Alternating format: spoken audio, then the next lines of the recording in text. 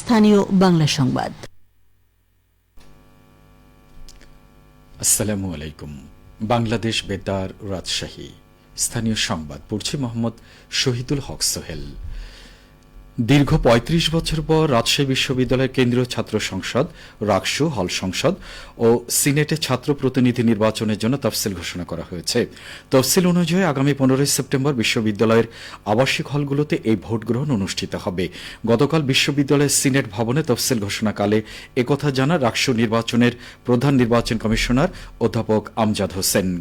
ঘোষিত তফসিল অনুযায়ী 31 জুলাই নির্বাচনী আচরণবিধি প্রকাশ, 6 আগস্ট খসড়া ভোটার তালিকা প্রকাশ, 7, 8 ও 12 আগস্ট ভোটার তালিকায় আপত্তি গ্রহণ নিষ্পত্তি হবে, 14 আগস্ট চূড়ান্ত ভোটার তালিকা প্রকাশ করা হবে, 17 থেকে 19 আগস্ট মনোনয়নপত্র বিতরণ করা হবে, 21, 24 ও 25 আগস্ট মনোনয়নপত্র দাখিল, 27 ও 28 আগস্ট মনোনয়নপত্র বাছাই করা হবে, 31 আগস্ট প্রার্থীদের প্রাথমিক তালিকা প্রকাশ করা হবে, 2 সেপ্টেম্বর মনোনয়নপত্র প্রত্যাহার ও 4 সেপ্টেম্বর প্রার্থীদের চূড়ান্ত তালিকা প্রকাশ করা হবে। এরপর 15 সেপ্টেম্বর সোমবার সকাল 9টা থেকে বিকেল 4টা পর্যন্ত প্রত্যেক আবাসিক হলে ভোট গ্রহণ অনুষ্ঠিত হবে। ভোট গ্রহণ শেষে ওই দিনই ফলাফল ঘোষণা করা হবে।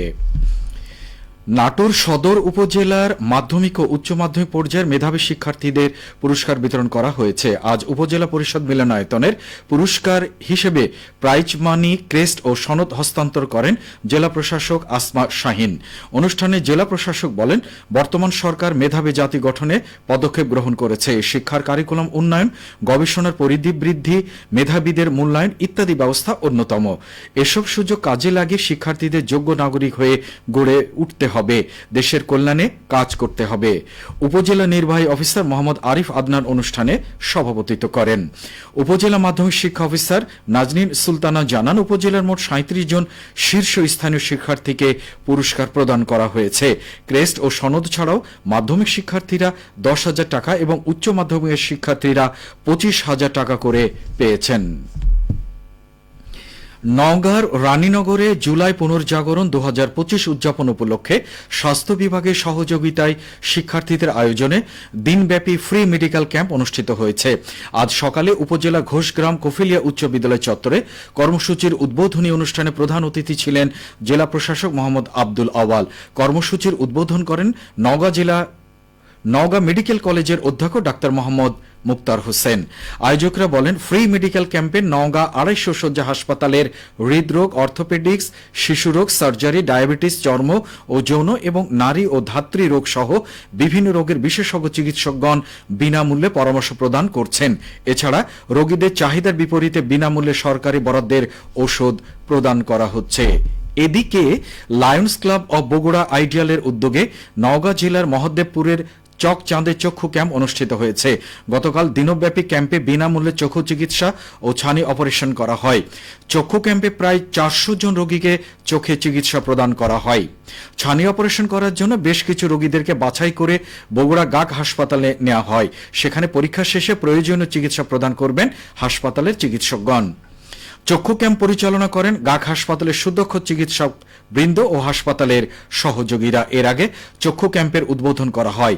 লায়ন্স ক্লাব অব বগুড়া আইডিয়ালের প্রতিষ্ঠাতা লায়ন মাহমুদ হোসেন পিন্টুর সভাপতিত্বে চক্ষু ক্যাম্পের উদ্বোধনী অনুষ্ঠানে প্রধান অতিথি ছিলেন গাক হাসপাতালের চিকিৎসক ডক্টর আসিফ নেওয়াজ।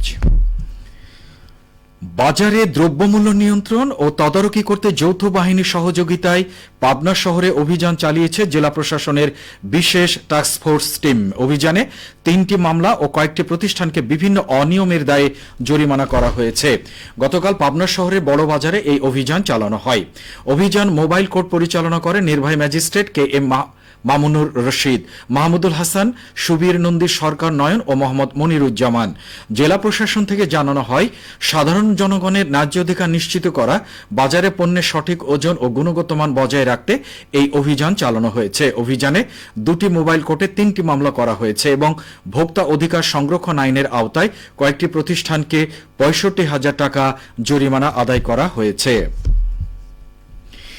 বরেন্দ্রখ্যাত রাজশাহী অঞ্চলে স্থানীয় কৃষকরা আমলিচুর বাগানের নিচে বাড়ির উঠান, পতিত জমিতে এবং সিমেন্টের বস্তায় আদা চাষ করে অনেক কৃষক এখন অভাবনীয় সাফল্যের মুখ দেখছেন।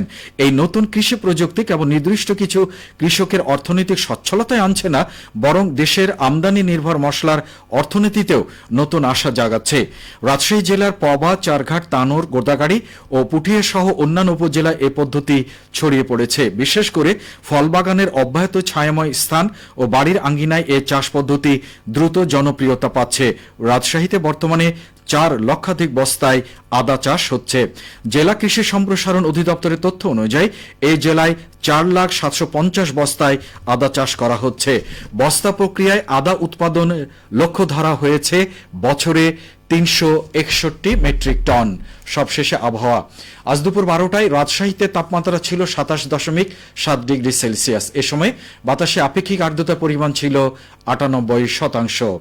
রাজশাহী ও পার্শ্ববর্তী এলাকায় আজ সূর্যাস্ত সন্ধে 6:51। সংবাদ শেষ হলো। আমাদের পরবর্তী স্থানীয় সংবাদ শুনবেন দুপুর 2:05।